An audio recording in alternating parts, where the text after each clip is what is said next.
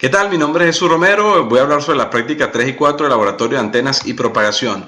La definición de la red de adaptación. Las redes de adaptación son necesarias cuando queremos maximizar la transferencia de potencia entre dos sistemas conectados en cascadas. Las redes de adaptación se comportan como filtros en los que la banda de paso hay adaptación. En la banda de frecuencia a la cual la red no está adaptada, la potencia es reflejada. Aquí tenemos la fórmula y podemos ver que el circuito RP, LP, CP en paralelo, la frecuencia central se encuentra representada en FO y típicamente el coeficiente de sobretensión es Q. Ahí lo vemos en la fórmula. Tenemos también la inserción de la red de adaptación de impedancia y tenemos la función de transferencia entre dos impedancias cualquiera.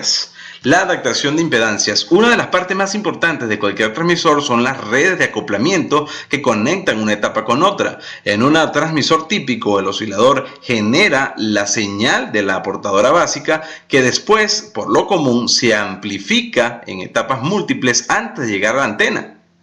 Ahí vemos esta que es la adaptación de impedancias. La adaptación de impedancias mediante un stop simple. Si un punto dado de la línea se consigue en la impedancia vista desde el generador correspondiente a ZO, se elimina la onda reflejada. Si esto se obtiene mediante colación de impedancias reactivas no disipativas, pues en la línea, en definitiva, se logrará que la carga transmitida al máximo de energía. Situación de gran interés desde el punto de vista experimental. La adaptación de impedancia mediante un doble stop, pues se trata de lograr la adaptación de este caso por medio de dos secciones de línea cortocircuitadas situadas en una distancia D también fija. Las variables a encontrar, en este caso L1 y L2, la longitud de la sección de línea o sintonizadores.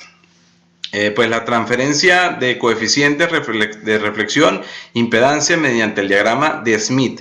Pues fijada el ZL, calcular pi. Por ejemplo, para ello conviene resaltar que en primer lugar en la carta de Smith están representadas las impedancias normalizadas y que como primer paso la entrada de la carta ha de ser el ZL, ZO. Dado la representación está confeccionada al plano correspondiente del coeficiente de reflexión, situado en forma del módulo argumental. Una vez localizada el ZLN, la distancia al centro nos dará el pi, también expuesto en una escala inferior, pudiendo leerse la fase de circunferencias extrema del diagrama. Esta última escala viene dada en grados y también en fracciones pi. Tenemos la transformación de impedancias. Una vez fijada la frecuencia de operaciones, se conoce la longitud de la onda en la línea y pues si se precisa conocer el valor de la impedancia a una distancia L, pues de la carga, la primera paso será establecer el valor L en la unidad de la longitud de onda. A continuación, teniendo en cuenta la escala marcada de la longitud en la onda hacia el generador.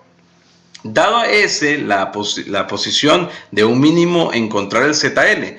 Esta es una técnica frecuentemente utilizada para determinar experimentalmente el valor de la impedancia de carga. Una vez medida S, se traza, de acuerdo con lo visto anteriormente, la circunferencia correspondiente a pi constante que cortará el eje real positivo precisamente en el punto ZNS. Pues así va. El tratamiento de las líneas con pérdidas. Pues en la práctica todas las líneas tienen pérdidas. Si bien frecuentemente dichas prácticas son muy pequeñas, dichas pérdidas son muy pequeñas y todo ya estudiado para líneas ideales sigue siendo útil. Formalmente las pérdidas se reflejan en aportar un pequeño término imaginario a la impedancia característica que normalmente puede despreciarse y también a la constante de propagación B. Las antenas y la antena de bocina. Pues una antena de bocina es una antena que consiste en una guía de onda en la cual el área de la sesión se va incrementando progresivamente hasta un extremo abierto. De eso se comporta pues como una apertura.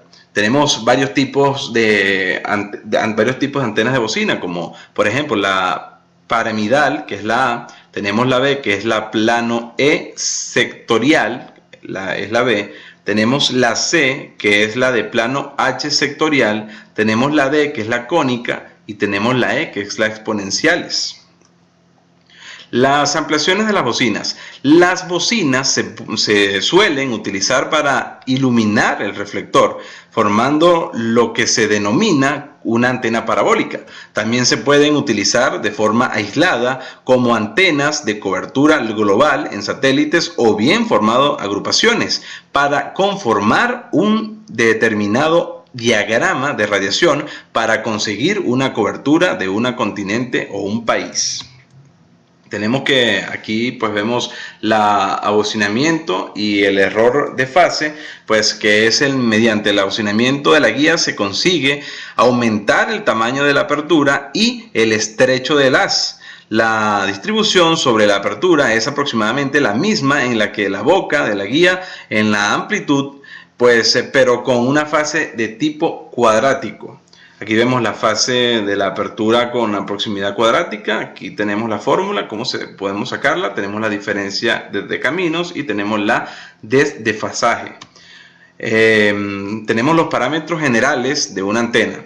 Los parámetros generales de una antena va en forma de parte de una antena va a formar parte de un sistema, por lo que tenemos que diferenciar o definir los parámetros que describen y que nos van a permitir evaluar los efectos a producir. Esto ha sido todo. Muchísimas gracias por su atención.